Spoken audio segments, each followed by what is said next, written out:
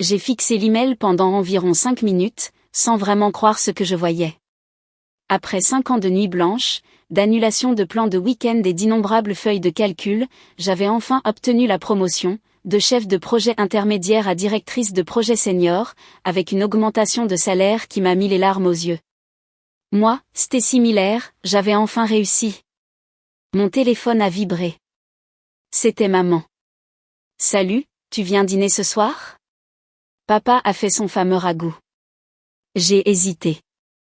Les dîners de famille n'étaient pas exactement mon idée de la célébration, mais je ne les avais pas vus depuis des semaines. Oui, je serai là vers 18h. Parfait. À tout à l'heure, ma chérie. J'ai raccroché et j'ai souri. Peut-être que ce serait agréable. Je pourrais partager ma bonne nouvelle et, pour une fois, peut-être que je serais le centre de l'attention. Au lieu des jumeaux, Jack et Emma, qui avaient toujours été la fierté et la joie de mes parents.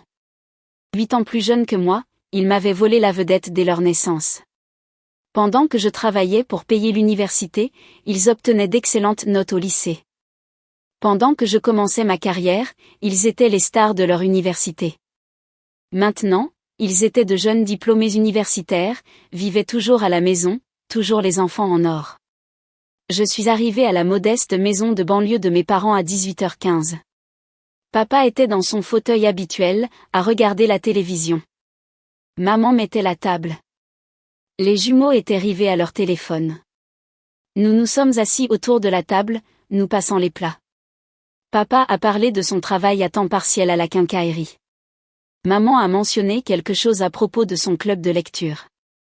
Emma s'est plainte de sa recherche d'emploi et Jack faisait défiler son téléphone sous la table. Alors j'ai dit, pendant une pause, j'ai une nouvelle. 4 pères d'yeux m'ont regardé avec un léger intérêt. J'ai été promue aujourd'hui, directrice de projet senior. Cela vient aussi avec une augmentation de salaire assez conséquente. La réaction a été inattendue. C'est merveilleux, ma chérie, s'est exclamée maman, tendant la main pour serrer la mienne. Il était temps qu'ils reconnaissent ton talent, a ajouté papa, l'air fier. Jack et Emma ont échangé un regard. Bien joué, sœurette, a dit Jack en me faisant un check. C'est génial, Stacy, a ajouté Emma. Est-ce que ça veut dire que c'est toi qui paies le dîner la prochaine fois? Nous avons tous ri, pour la première fois depuis des années, je me suis sentie vue, vraiment vue. Parle-nous de ton nouveau poste, a insisté papa, posant réellement sa fourchette pour écouter. Pendant les 20 minutes qui ont suivi, j'ai parlé de mon travail, de mon équipe, du grand projet que nous commencions. Ils ont posé des questions. Ils semblaient intéressés. C'était comme si j'étais entrée dans un univers parallèle où mes réussites comptaient pour ma famille. En rentrant chez moi ce soir-là, je me suis sentie plus légère que je ne l'avais été depuis des années. En grandissant, j'avais toujours été la personne responsable, celle qu'on appelait quand on avait besoin de quelque chose, de l'argent pour les factures, de l'aide pour les frais de scolarité des jumeaux, un nouveau frigo quand le leur était tombé en panne. Ça ne m'a jamais dérangé d'aider, pas vraiment, mais c'était agréable d'être reconnue pour autre chose que mon carnet de chèques. Les semaines suivantes ont été floues. Je me suis lancée dans le travail avec une énergie renouvelée. Mon équipe était incroyable, des gens intelligents et dévoués qui étaient enthousiastes à propos de notre nouveau projet. Si nous réussissions, cela signifierait des millions pour l'entreprise. Puis les appels ont commencé à arriver. Stacy, ma chérie, peux-tu nous aider avec la taxe foncière? Elle est plus élevée que prévu cette année. Salut, sœurette, mon ordinateur portable est mort. Peux-tu me prêter $200 jusqu'à ce que je trouve un travail? Stacy, ma chérie, la voiture a besoin de réparation. Les heures de ton père ont encore été réduites. Chaque demande était raisonnable, chaque montant était gérable, et chaque fois, je virais l'argent sans hésiter. C'était ma famille, après tout. Les jumeaux ont commencé à m'envoyer des SMS régulièrement, ce qui était nouveau. Ils n'avaient jamais montré beaucoup d'intérêt pour ma vie auparavant. Maintenant, ils voulaient savoir comment s'était passée ma journée, sur quoi je travaillais, s'ils pouvaient venir dîner. Ta maison est beaucoup plus belle que celle de maman et papa, a dit Emma un soir, allongée sur mon canapé après avoir dévoré les pâtes que j'avais préparées. Oui, et ton frigo est toujours plein, a ajouté Jake en se servant une autre bière. Ça doit être agréable d'avoir tout cet argent, a dit Emma en examinant ses ongles. J'ai ri, mais quelque chose dans son ton m'a dérangé. Je travaille dur pour ça, leur ai-je rappelé. Bien sûr, a dit Jake en sortant son portefeuille. En parlant de ça, tu peux me prêter 100 ? L'assurance voiture est due. Je lui ai donné l'argent liquide sans commenter. Que pouvais-je faire d'autre ? C'était ma famille. 3 mois après mon nouveau poste, nous avons terminé le grand projet en avance sur le calendrier. Le client était ravi, l'entreprise a gagné une fortune, et mon équipe a obtenu la reconnaissance qu'elle méritait. J'ai reçu une prime substantielle, suffisante pour l'acompte de mon propre logement. Ce soir-là, j'ai ouvert une bouteille de vin et j'ai appelé mon ami agent immobilier, Derek. Je veux acheter un logement, lui ai-je dit. Quelque chose en ville, bon quartier, bon agencement. J'ai assez pour un acompte décent maintenant. Il était temps, a dit Derek. Laisse-moi voir ce que je peux trouver. Je n'ai pas parlé de mes plans à ma famille. Je voulais que ce soit une surprise, quelque chose à célébrer. Pour une fois, je me ferais passer en premier, et j'avais hâte de voir leur réaction. Pendant le mois suivant, Derek m'a envoyé des annonces presque quotidiennement. Certaines étaient trop petites, d'autres trop loin du travail, et beaucoup étaient bien au-dessus de mon budget, même avec la prime. Mais finalement, il l'a trouvé. L'appartement parfait au cœur du centre-ville. Il a tout ce que tu voulais, a dit Derek en ouvrant la porte. 2 chambres, un agencement ouvert, et regarde cette vue. Je me suis approché des fenêtres et j'ai eu le souffle coupé. La silhouette de la ville s'étendait devant moi, scintillant sous le soleil de l'après-midi. La cuisine avait des comptoirs étincelants et des appareils neufs. La chambre principale était spacieuse, avec un dressing. C'était tout ce dont j'avais rêvé. Où est le piège, ai-je demandé, certaine qu'il devait y en avoir un. Derek a haussé les épaules. Pas de piège. Le propriétaire déménage à l'étranger et doit vendre rapidement. Si tu le veux, nous devrions agir vite. J'ai signé les papiers cet après-midi-là, utilisant ma prime pour l'acompte et en obtenant un prêt immobilier pour le reste. Pour la première fois de ma vie, je possédais quelque chose de substantiel, quelque chose qui n'était qu'à moi. Pendant ce temps, les appels et les SMS de ma famille continuaient d'augmenter. Stacy, le dos de ton père lui pose encore des problèmes. Nous devons engager quelqu'un pour tondre la pelouse, a dit maman un soir. Combien ? Ai-je demandé automatiquement, cherchant déjà mon application bancaire. Seulement 3 cents. Tu es une si bonne fille. 2 jours plus tard, Jake m'a envoyé un SMS pour me demander de l'argent pour réparer sa voiture. Le lendemain, Emma avait besoin d'argent pour un tailleur pour un entretien d'embauche. Chaque demande était accompagnée d'une explosion de gratitude et de promesses de me rembourser un jour, promesses que nous savions tous les deux qu'il ne tiendrait pas. Cela ne me dérangeait pas beaucoup, cependant. Je gagnais bien ma vie et c'était agréable de se sentir apprécié, même si ce n'était que pour mon soutien financier. Samedi matin, je me suis réveillée pleine d'excitation. J'allais parler de l'appartement à ma famille. J'imaginais leur réaction, surprise, joie, peut-être même un peu de fierté pour ce que j'avais accompli. J'ai passé la matinée à préparer les cupcakes au citron préférés de maman pour les apporter. Quand je suis arrivée, la maison était calme. Papa faisait la sieste dans son fauteuil inclinable, la télévision murmurant en fond sonore. Maman était à la table de la cuisine, parcourant des factures en fronçant les sourcils. Les jumeaux n'étaient nulle part. Ils sont sortis avec des amis, a expliqué maman quand j'ai demandé. Mais ils devraient être de retour pour le dîner. J'ai aidé maman à préparer le repas, coupant des légumes pendant qu'elle faisait mariner le poulet. Nous avons bavardé sur les potins du quartier et son club de lecture, une conversation facile qui demandait peu d'efforts. Papa s'est finalement réveillé et nous a rejointes, parlant d'un projet sur lequel il travaillait dans le garage. C'était presque normal, presque comme si nous étions une famille normale, sans les courants sous-jacents d'attente et d'obligation. Les jumeaux ont fait irruption par la porte à 18h, apportant avec eux une vague d'énergie et de bruit. Ils se disputaient à propos de quelque chose qui s'était passé, remarquant à peine ma présence jusqu'à ce que maman annonce que le dîner était prêt. Autour de la table, je les ai écoutés parler de leur journée, attendant le bon moment. Finalement, lors d'une pause dans la conversation, j'ai sorti de mon sac le dossier contenant les documents de mon nouvel appartement. J'ai une nouvelle, ai-je dit, incapable d'effacer le sourire de mon visage. J'ai acheté un appartement. J'ai utilisé ma prime pour la compte. J'ai glissé les papiers sur la table, leur montrant des photos de ma nouvelle maison. C'est au centre-ville, près du travail, 2 chambres, une vue magnifique. J'emménage le mois prochain. Le silence qui a suivi était assourdissant. Maman et papa ont échangé un regard. La fourchette de Jake s'est arrêtée à mi-chemin de sa bouche. Le sourire d'Emma s'est figé. Papa s'est éclairci la gorge. Ne penses-tu pas que tu aurais dû nous consulter d'abord, Stacy? J'ai cligné des yeux, confuse. Pourquoi aurais-je eu besoin de vous consulter pour l'achat de mon propre appartement? Parce que nous sommes une famille, a dit maman, sa voix prenant un ton que j'entendais rarement, et les familles prennent les décisions importantes ensemble. Mais c'est mon argent, ai-je dit lentement. Je l'ai gagné. Cette prime aurait pu être mieux utilisée, a dit papa, repoussant son assiette.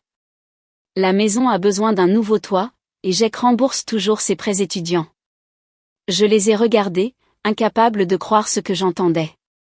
Je vous aide depuis des années, ai-je dit. J'ai payé une partie des frais de scolarité des jumeaux. Je vous envoie de l'argent chaque fois que vous me le demandez.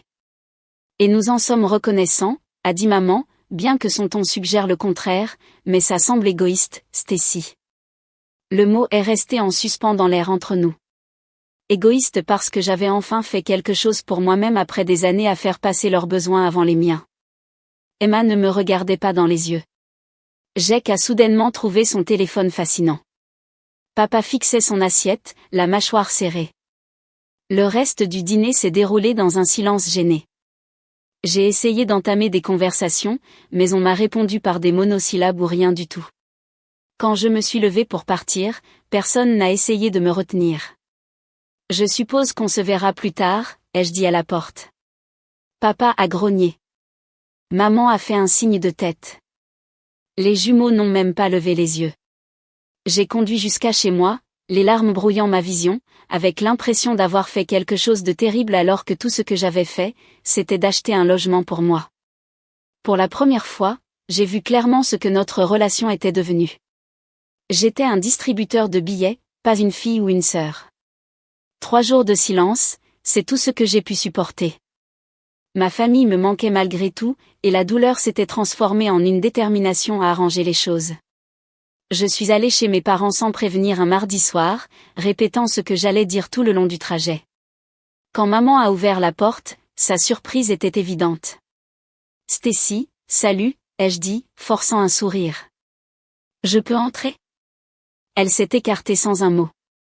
À l'intérieur, papa regardait la télévision tandis que les jumeaux étaient assis à la table de la salle à manger avec leurs ordinateurs portables ouverts. Ils ont tous les 3 levé les yeux quand je suis entrée, leurs expressions un mélange de surprise et de lassitude. Je voulais vous inviter tous à dîner, ai-je annoncé avant de perdre mon courage. Samedi soir chez Emilio S., c'est moi qui invite. J'ai pensé qu'on pourrait discuter. Le silence s'est prolongé pendant un moment gênant avant que maman ne parle. Emilio S.? Cet Italien chic du centre-ville? J'ai hoché la tête. J'ai fait une réservation pour cette heure. Jake et Emma ont échangé un regard, une communication silencieuse qui m'excluait comme toujours. Nous serons là, a finalement dit papa, la voix rauque. N'est-ce pas, tout le monde? Maman a acquiescé, bien que son sourire n'atteigne pas ses yeux. Bien sûr, c'est très généreux, Stacy. Samedi est arrivé et j'ai passé plus de temps que d'habitude à me préparer, voulant être à mon meilleur. Je me suis acheté une nouvelle robe, en soie vert émeraude, qui coûtait plus que ce que je dépenserais normalement, mais c'était une occasion spéciale. Je me suis même offert le luxe de me faire coiffer et maquiller par des professionnels. À 18h45 samedi soir, je suis arrivée chez Carlton S. L'hôtesse m'a accompagnée au salon privé que j'avais réservé. J'ai commandé une coupe de champagne et je me suis installée. 19h est arrivée et passée, puis 19h30. À 20h, j'en étais à ma 3e coupe de champagne et j'avais appelé chaque membre de ma famille 2 fois sans réponse. À 20h30, le serveur s'est approché avec hésitation. Madame, souhaitez-vous commander? La cuisine va bientôt fermer le service principal. Juste quelques minutes de plus, ai-je dit, les joues brûlantes de honte. Ils seront bientôt là. À 21h, je savais qu'ils ne viendraient pas. J'ai payé mes boissons et la location du salon, j'ai laissé un généreux pourboire au personnel pour leur patience et je suis parti avec autant de dignité que j'ai pu rassembler. Dans ma voiture, j'ai vérifié mon téléphone une dernière fois. Pas d'appel, pas de SMS. Mais juste au moment où j'allais partir, une notification est apparue, un SMS de maman. Ma main a tremblé en l'ouvrant. Voilà ce qui arrive quand on est égoïste et qu'on n'aide pas sa famille. Peut-être que la prochaine fois, tu y réfléchiras à 2 fois avant de nous dire non. Joyeux anniversaire. Je suis resté à fixer le message, incapable de croire ce que je lisais. Il m'avait délibérément posé un lapin le jour de mon anniversaire pour me donner une leçon parce que je n'avais pas payé leurs vacances. J'ai conduit jusqu'à la maison, abasourdi, mon esprit oscillant entre le chagrin et la fureur. Quand je suis arrivé à mon appartement, j'ai enlevé mes talons et je me suis servi un verre de vin. Joyeux anniversaire à moi, ai-je murmuré, levant mon verre vers mon salon vide. Puis j'ai ouvert mon application bancaire et j'ai annulé le virement mensuel automatique de $1 500 à mes parents. J'ai ressenti un calme étrange en appuyant sur confirmer, pas de culpabilité, pas d'anxiété, juste du soulagement. La semaine suivante s'est déroulée dans un tourbillon de travail et de soirées tranquilles en solo. Pas d'appel de la famille, pas de SMS, pas de mail. C'était paisible, bien qu'un peu solitaire, jusqu'au dimanche suivant, où mon téléphone a explosé de notifications, appels manqués de maman, papa, Jack et Emma, messages vocaux, SMS, le tout en l'espace d'1 heure. Je les ai tous ignorés pendant la journée, me concentrant plutôt sur un rapport que je devais finir pour le travail. Mais le soir, la curiosité l'a emporté. J'ai écouté le premier message vocal. Stacy, c'est maman. L'argent n'est pas arrivé sur notre compte ce mois-ci. Il doit y avoir une erreur. Appelle-moi immédiatement. Le deuxième, Stacy, nous attendons ton appel. La banque dit qu'il n'y a aucun virement en attente. C'est sérieux. Au 5e message, maman était frénétique. Nous avons des factures à payer demain. Qu'est-ce qu'on est censé faire? Appelle-nous maintenant. J'ai attendu jusqu'à 22h, puis j'ai rappelé. Maman a répondu à la première sonnerie. Où étais-tu? On a essayé de te joindre toute la journée. L'argent n'est pas arrivé. Nous avons les factures de service public. J'ai annulé les virements, ai-je dit, l'interrompant. Il y eut un moment de silence stupéfait. Tu as fait quoi? Sa voix était à peine un murmure. J'ai annulé les virements mensuels. Je n'enverrai plus d'argent. Mais pourquoi? Nous avons besoin de cet argent. Nous allons perdre la maison. Vous m'avez posé un lapin le jour de mon anniversaire pour me punir, ai-je dit, ma voix ferme malgré la rage qui bouillait dans ma poitrine, et ensuite vous avez eu l'audace de m'envoyer un SMS disant que c'était une leçon. Eh bien, je l'ai apprise. J'ai appris que je ne suis qu'un compte en banque pour vous. Ce n'est pas vrai, a protesté maman. Nous étions juste contrariés pour les vacances. On ne le pensait pas. C'était juste une blague. J'ai ri, un son aigu et sans humour. Quelle blague! Laisser sa fille seule dans un restaurant le jour de son anniversaire. Nous sommes désolés, d'accord? Nous avons fait une erreur, mais s'il te plaît, Stacy, nous avons vraiment besoin de cet argent. Nous n'avons pas assez pour les services publics. Ce n'est plus mon problème, ai-je dit. Il est peut-être temps que papa travaille à plein temps. Il est peut-être temps que Jack et Emma trouvent un travail, n'importe quel travail, au lieu d'attendre que la carrière de leurs rêves leur tombe du ciel. J'ai terminé. J'ai raccroché et j'ai bloqué leur numéro. Puis je les ai bloqués sur les réseaux sociaux et dans ma messagerie électronique. Le lendemain matin, j'ai prévenu la sécurité de mon bureau et le concierge de mon immeuble que des membres de ma famille pourraient essayer de me contacter et que je ne voulais pas les voir. Et bien sûr, ils ont essayé. Papa s'est présenté à mon bureau 2 jours plus tard. Emma a attendu devant mon immeuble le lendemain. Je suis passé à côté d'eux sans un mot à chaque fois, leurs supplications sont tombées dans l'oreille d'un sourd. Par le biais de parents communs, j'ai entendu dire que la vie était devenue difficile pour eux. Papa a dû reprendre un travail à plein temps. L'électricité a été coupée pendant une semaine car il ne pouvait pas payer la facture. Jake et Emma postulaient à des emplois dans le commerce de détail, se plaignant sans cesse d'être surqualifiés. Je n'ai ressenti aucune sympathie. Ils avaient fait leur choix, tout comme j'avais fait les miens. 6 mois plus tard, j'ai reçu une lettre par la poste.